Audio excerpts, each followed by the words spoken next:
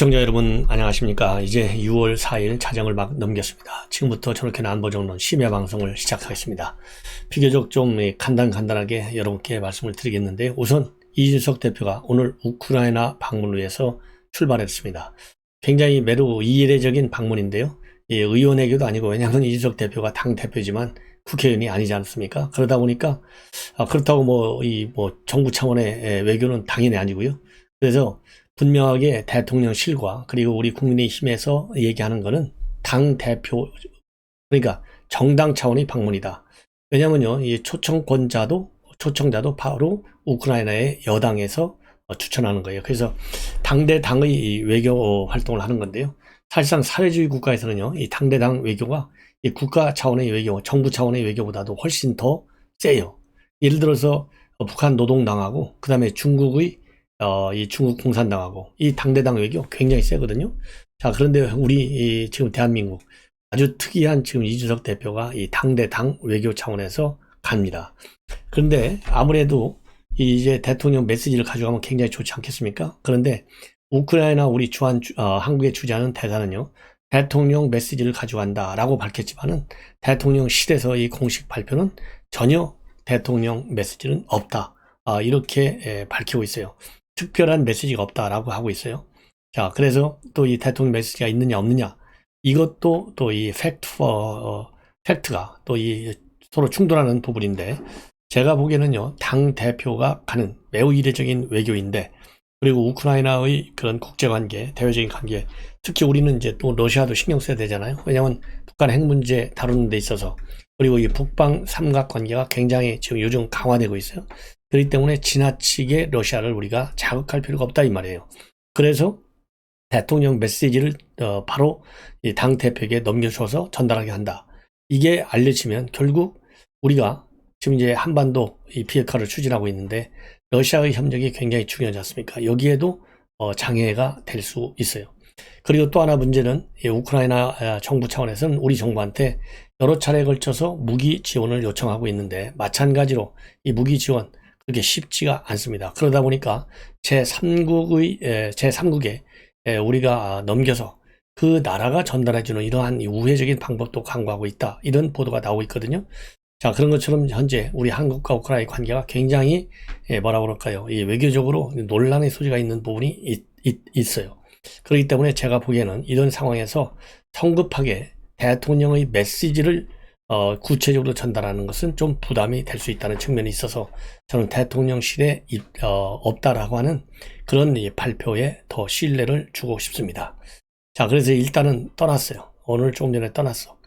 자, 그런데 우크라이나의 행을 두고서도 이 논란이 많이 있지만은요, 떠나기 직전에 혁신위원회를 띄우겠다. 그리고서 최재형 의원을 혁신위원장으로 앉혀놓고 떠났어요. 자, 이러다 보니까 이 과연 혁신을 띄운 이유가 도대체 뭐냐? 이걸 가지고서 또 많은 해석들이 나오고 있어요. 자, 그래서 혁신을 띄운 것은 이제 2024년도 총선까지 구체적인 큰 정치적인 이벤트가 없기 때문에 당 대표 내년 이제 1년 남았는데요. 1년간에 뭔가 당 대표로서 뭘 띄워야 당 대표에 출마할 경우에는 본인의 이제 실적이 되지 않습니까? 그런 측면에서 좋고, 그 다음에 당에 대한 장악력을 높이기 위해서도 뭔가가 필요하지 않느냐. 그러니까 혁신을 띄워가지고, 일종의 혁신을 띄우면은 우선 지금 정치권에서 상정이 가능한 이 효과가요, 우선 안철수가 지금 의원이 당 대표에 도전하는 것은 뭐 거의 확실하지 않습니까? 자, 그리고 또 당 내에서도요, 당 대표를 노리는 사람들이 또 있다 이 말이에요. 자, 그러다 보니까 그분들이 할 수 있는 일을 먼저 해가지고 당에 대한 장악력을 높이는 거예요. 그리고 또 지금 이제 선거는 다 끝났지만은 윤핵관들이 또 어떤 영향력을 행사할지 모른단 말이에요. 그래서 특히 공천 문제와 관련해서 그러다 보니까 윤핵관들도 견제할 필요가 있다는 겁니다. 그래서 이러한 이 양수 겹장용 혁신위를 띄웠다, 이런 해석이 지금 많이 나오고 있습니다. 그렇지만은 과연 이 혁신위가 성공하겠느냐, 이 문제에 관해서는요, 긍정으로 보는 시각도 있고 부정으로 보는 시각도 있다. 하나의 사례에서 보면 우리 국민의힘, 즉 이 보수당에서도요, 혁신위원회를 여러 차례 구성해서 운영한 바 있는데 실질적으로 이 혁신위가 뚜렷한 성과를 낸 적이 있느냐? 없다 이겁니다. 그렇기 때문에 이번에도 사실상 혁신위를 띄웠지만은 의도하는 효과를 내기에는 상당히 어려울 것이다. 더군다나 최재형 감사원장이 이제 감사원장을 했다는 점, 그리고 판사를 했다는 점에서 보면 전략공천과 같은 이런 거를 없애기는데 필요한 이 규정을 만들어야 되잖아요. 그러면은 이 법률 전문가답게 아주 섬세하고 굉장히 날카롭게 만들 가능성이 있다는 거예요. 그래서 최재형 감사원장을 갖다 앉혔지만은 일각에서는 최재형 감사원장이 국회의원 경험이 하나도 없는데 과연 그러한 혁신 역할을 할 수 있는 그런 아이디어가 많이 나오겠느냐, 여기에 대해서 또 회의적인 시각도 많이 나오고 있습니다. 그럼에도 불구하고요, 최재형 감사원장이 오늘 이준석 당대표를 만나서요, 만나고 나서 기자들한테 밝힌 얘기가 몇 가지 있어요. 우선 제일 큰 것 중에 하나는 전략공천, 내리꽂는 공천, 이거를 바꾸겠다. 그래서 예측 가능한 이 공천이 되도록 하겠다. 이런 거를 굉장히 강조하고 있고, 이 부분에 대해서는 당대표도 이미 얘기를 했다.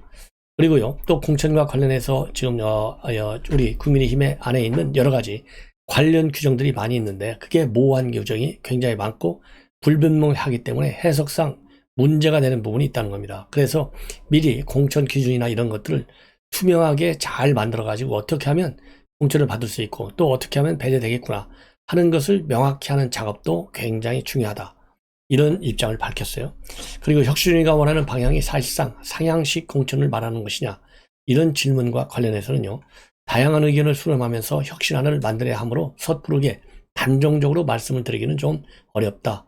분명하게 말씀을 드릴 수 있는 것은 공천 시스템의 예측 가능성을 제고하겠다는 것이다. 이러한 입장을 내놓고 있습니다.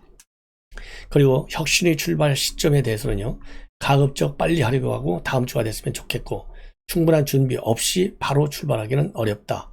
그리고 혁신위 구성에 관해서는요, 전체적으로 몇 명 할지 어느 정도 규모로 할지는 좀 더 생각해 봐야 되겠다.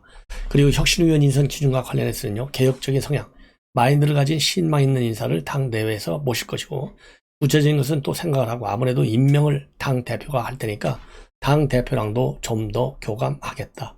이러한 입장을 내놓았습니다.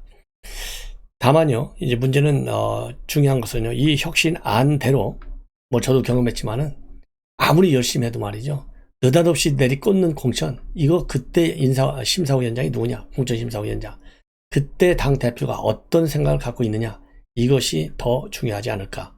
그래서 관련 규정보다도요, 그 공천 과정의 핵심적 결재권자들의 생각이 더 중요하다. 예, 야말로 이 백문이 불여일견이라는 식으로 말이죠. 딱 당해보면 알아요. 그래서 지금 이렇게 노력하는 거, 이 정치적인 이유가 틀림없이 있을 텐데 윤핵관 규제, 그리고 당권 경쟁자들에 대한 견제 의식, 이런 것 때문에 지금 이준석 대표가 이거 만들어봐야 별 볼 일 없을 수도 있다. 이런 거를 왜 모르겠어요.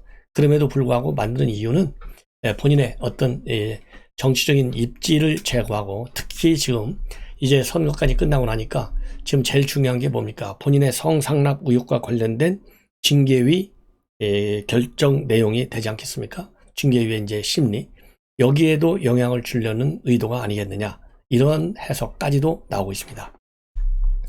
자, 이번에는 이 권성동 원내대표에게 주어진 가장 큰 현안 중에 하나가 지금 여야 협의를 통해서 말이죠, 작년 7월에 지금 야당이죠, 민주당이 약속했던 법사위원장은 국민의힘이 가져가라, 이렇게 이 약속을 다시 찾아오는 거예요.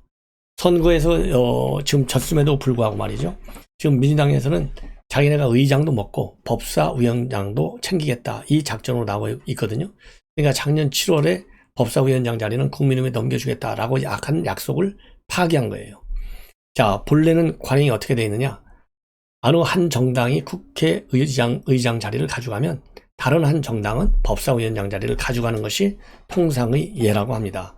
근데 이 예에 따라서 작년 7월에 국민의힘한테 넘겨주게 됐는데 안 넘겨주겠다는 겁니다. 왜 그러겠어요? 왜? 지금 이제 자기네가 정권을 뺏겼잖아요. 근데 국회 법사위원장 자리가 굉장히 중요하지 않습니까?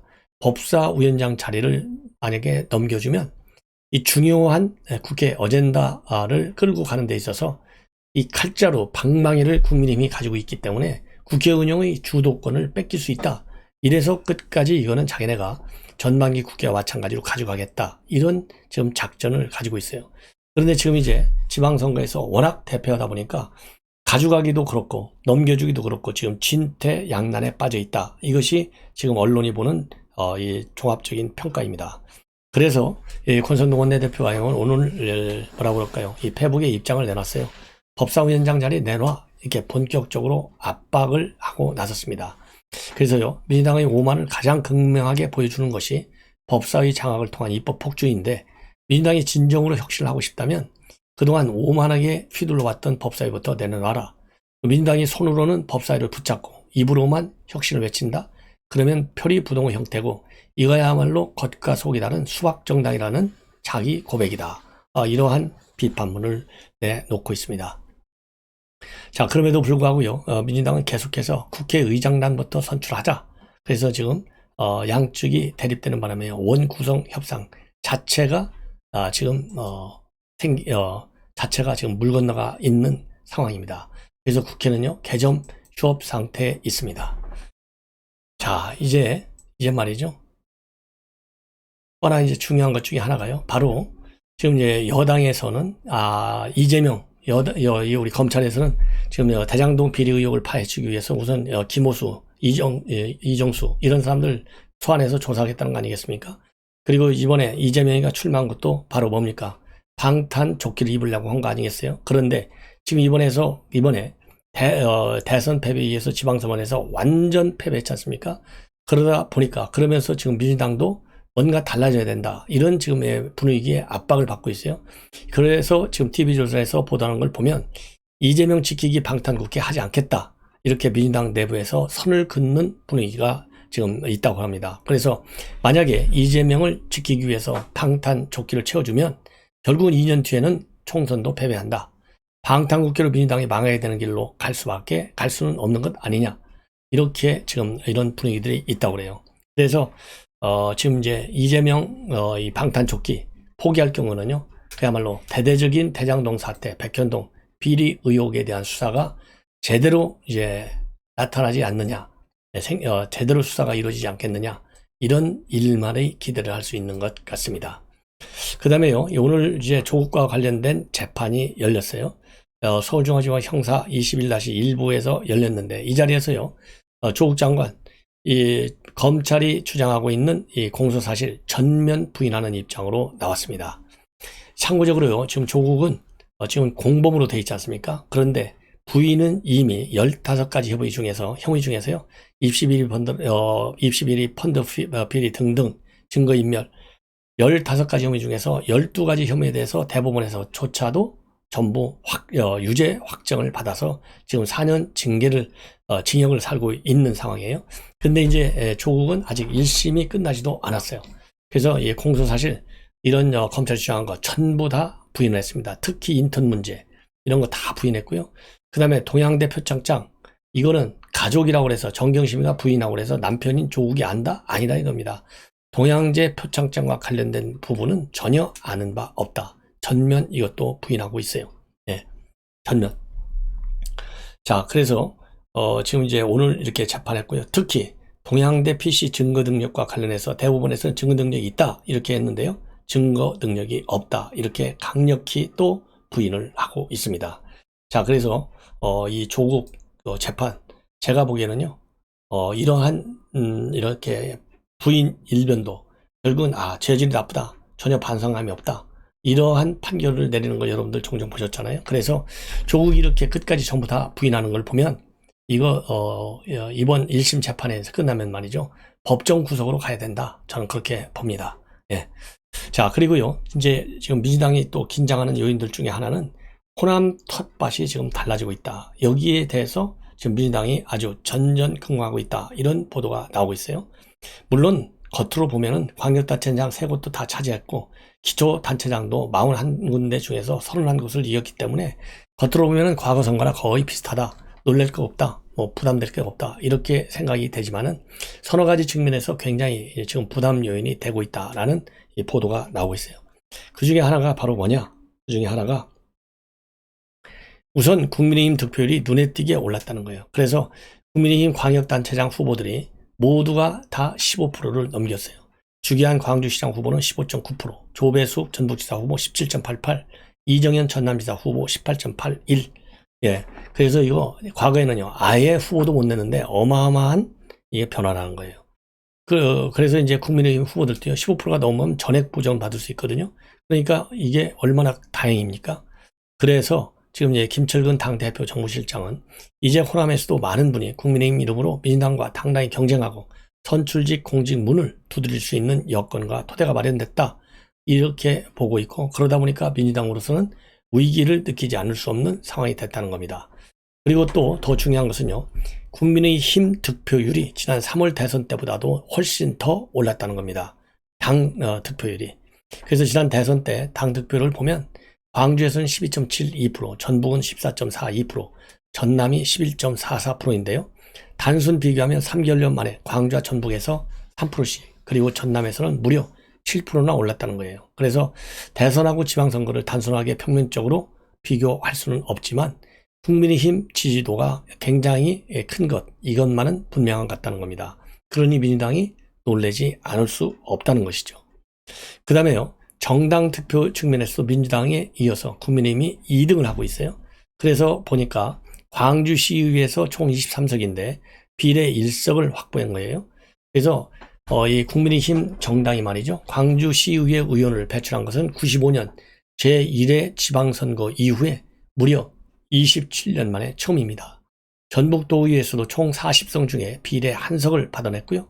전남도의회에서도 총 61석 중에서 비례 1석을 확보했어요. 그러니까 전북, 전남, 광주 모두에서 비례 1석을 받아온 거, 이거는 엄청난 차이라는 거예요. 예. 왜냐하면 그동안에 단 1석도 받은 적이 없으니까. 그 다음에 또 세 번째 요인, 광주 지역에서 이 투표율이 말이죠, 전국 꼴찌로 기록한 거, 이것도 어마어마한 고민거리를 만들고 있다. 37.7%. 왜냐하면요, 40%를 밑도는 투표율은 너무 큰 충격이라는 거예요. 대선 패배에 실망해서 투표장을 안 찾은 유권자가 상당히 많았는데, 이거가 정치 기피, 정치 혐오, 이런 현상으로 나타나고 있어서 이게 계속되면 민주당한테 부담이 된다는 것이죠. 그리고 마지막으로 하나, 이 무소속의 강세, 이거 무시할 수 없다는 겁니다. 그래서 전북에서는 무주, 임실, 순창 세 곳에서, 전남에서는 목포, 순천, 광양, 강진, 진도, 무안, 영광 7곳에서 무소속 후보가 당선됐는데요. 2018년 때보다도 그때는 7명이었는데 지금 3명이나 더 늘은 겁니다. 그리고 당시에는요, 민주평화당 후보도 5명이 당선된 바 있어요. 그래서 지금 민주당 내 분위기를 보면 호남에서 민주당 이퀄 당선, 이 오만부터 버려야 되겠다. 이번 선거에서도 곳곳에서 고소 고발전에 음해가 벌어졌고 경선 잡음으로 공천을 못한 지역, 즉 강진까지도 생겼는데, 이런 식으로 하면 다음 선거 때는 상황이 더 안 좋아질 것이다. 이런 좀 비판적 시각이 나타나고 있습니다. 그럼에도 불구하고요, 또 한 축에서는요, 무소속은 원래 보통 10명 안팎씩 당선됐고 국민의힘 득표율은 투표율이 너무 낮아 생긴 착시 현상이다. 민주당이 앞으로 좀만 잘하면 금방 회복할 것이다. 이렇게 긍정적으로 보는 시각도 있다고 하는데요. 글쎄요, 제가 보기에는 긍정적 시각을 할 때가 지금은 아니다. 이렇게 결론을 내리고 싶습니다. 시청자 여러분, 아무쪼록 편안히 주무시고요. 계속해서 제 방송 알람을 설정해서 봐주시면 대단히 고맙겠습니다. 감사합니다.